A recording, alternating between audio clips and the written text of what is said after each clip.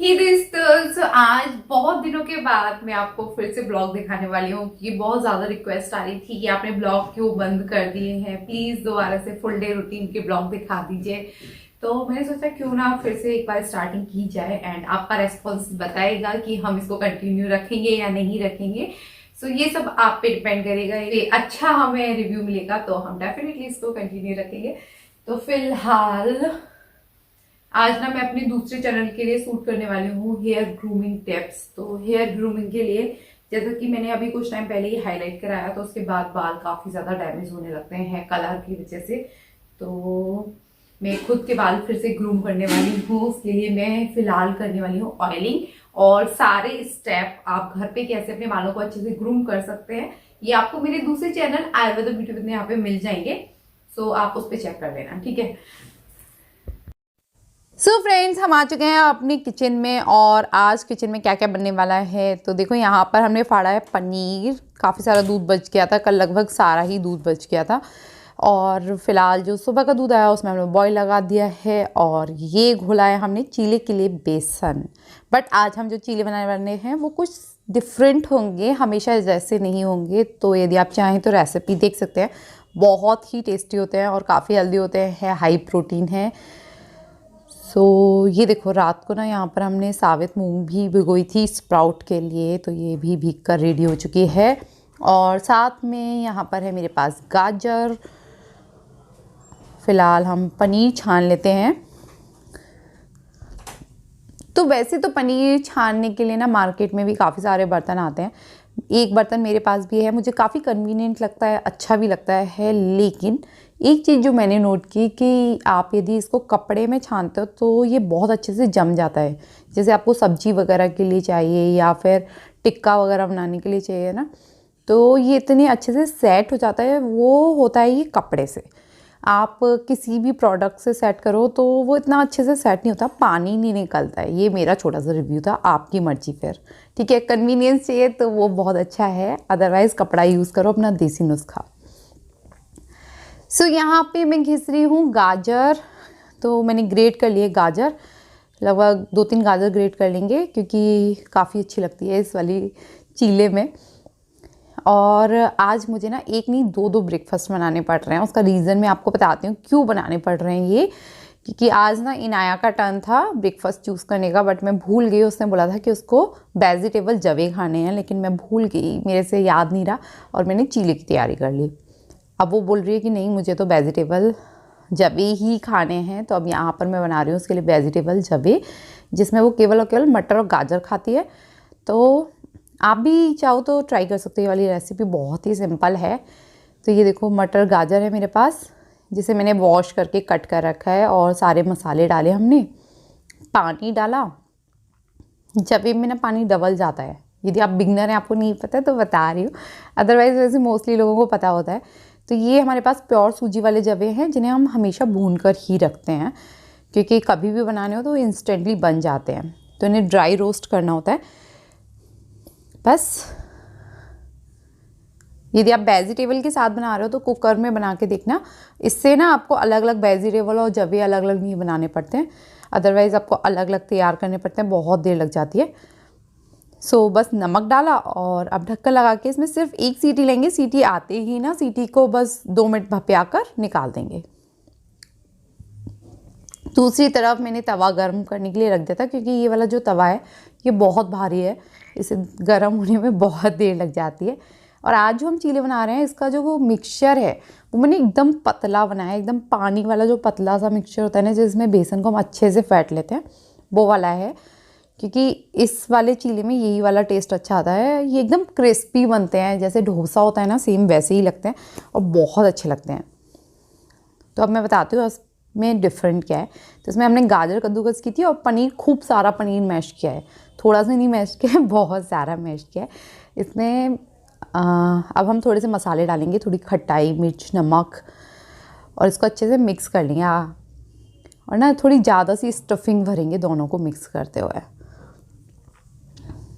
तो ये high protein high fibre तो है ही एब्सोल्युटली, बिकॉज इसमें इतना सारा हमने बेसन, और बहुत ही हेल्दी रेसिपी है। यदि आप वेट लॉस जर्नी पर भी है ना, तब भी आप इसको ट्राई कर सकते हैं।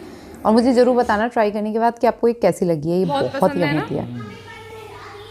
सो मैंने आपको रिव्यू भी दिलवा दिया इसका। दूसरी साइड हमारे जबे भी रेडी हो चुके हैं। तो आपको पता नहीं है इनाया जब डाइनिंग टेबल पर होती है तो कितनी फालतू की बकवास करती है, तो उसी में से एक आध बकवास वो अभी भी कर रही है। सो अब किचन का काम हमने लगभग समेट लिया है और आपको मैं दिखाती हूँ कॉफ़ी। एक्चुअल में जब ये सीज़न बदलता है ना या फिर बारिश हो जाती है सर्दी वाली, तो आपने कॉफ़ी देखा होगा, कॉफ़ी ना जमने लगती है, उसमें मॉइस्चर आ जाता है, दाने दाने पड़ने लगते हैं। तो आप ये टिप अपना सकते हो। आप क्या करो, कॉफ़ी के शीशी को फ्रिज में रखो तो ये बिल्कुल भी मॉइस्चर नहीं आएगा इसमें, ठीक है। अब ले चलते हैं आपको छत पर। तो छत पे ना बहुत दिनों बाद धूप निकली थी आज, तो बहुत अच्छी ग्रीनरी हो रही थी और इतना अच्छा व्यू आ रहा था ना कैमरे में, एकदम ग्रीन ग्रीन ग्रीन ग्रीन चारों तरफ, बड़ा अच्छा सा लग रहा था। और अभी मैं आपको एक पेड़ दिखाती हूँ, उस पर ना बहुत दिनों बाद आई थिंक फूल आए हैं, क्योंकि जब बहुत ठंड होती है तो वो उस पर फूल नहीं आते हैं। मैं इस वाले पेड़ का ना हमेशा नाम भूल जाती हूँ, क्योंकि बचपन में क्या होता था, इसको हम, ये देखो ये ना चंपा का पेड़, सॉरी किसका पेड़ है ये, ओके सॉरी, ये वाला तो नींबू का है, ये मैं भूल गई। अभी इस पे बहुत बड़े साइज़ के हो जाएंगे। दूसरा जो हमारा पेड़ है उस पे काफ़ी बड़े साइज़ के हो भी गए हैं, मैं आपको किसी और ब्लॉग में दिखाऊंगी।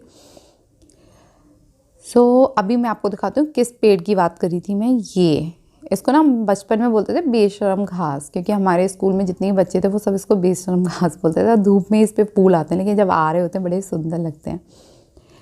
सो अब मैं आपको दिखाती हूँ, छत पे आए हैं हम लोग। जो भी सामान था हमारे पास किचन का वेस्ट बचा हुआ, वो भी साथ में ले आए हैं।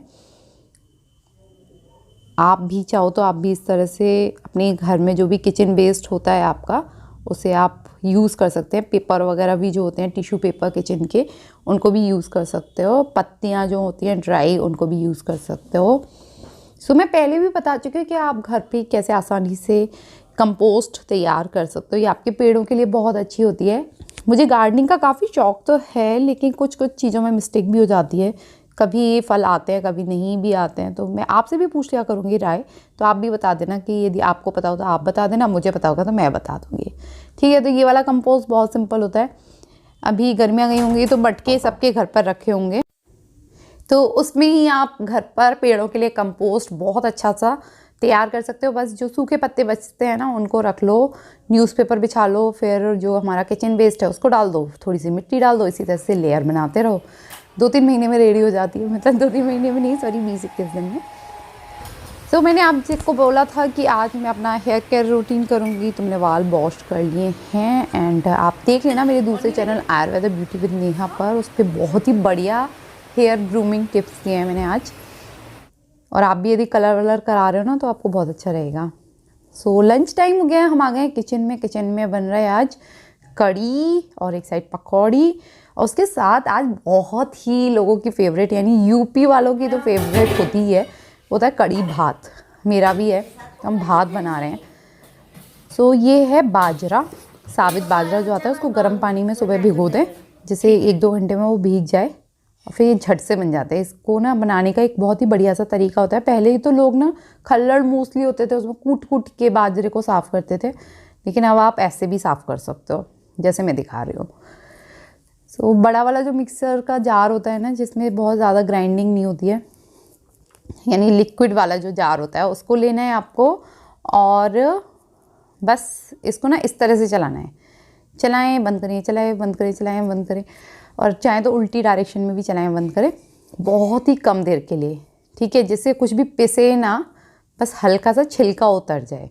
तो बाजरे का छिलका उतारने के लिए पहले के लोग ना कूटते रहते थे पानी डाल डाल के, बट इससे बहुत स्पीड से हो जाता है ये काम। जो पहले बहुत टाइम में होता था वो अब 2-3 मिनट में हो जाता है, बस इस तरह से, ठीक है। हाई स्पीड पे भी नहीं ले गए, बस बन वाली स्पीड पे ही कर दिया, और आपने देखा छिलका ऊपर आ गया, यानी सफ़ेद हो गया बाजरा। तो अब इसको वॉश कैसे करना है, वॉश करने का भी थोड़ा सा डिफरेंट तरीका होता है।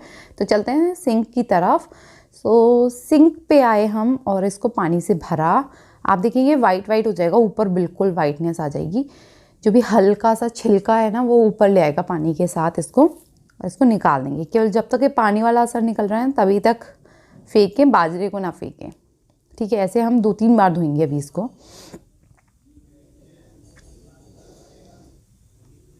तो ऐसे मैंने धो दिया है, अब इसको 2 या 3 बार।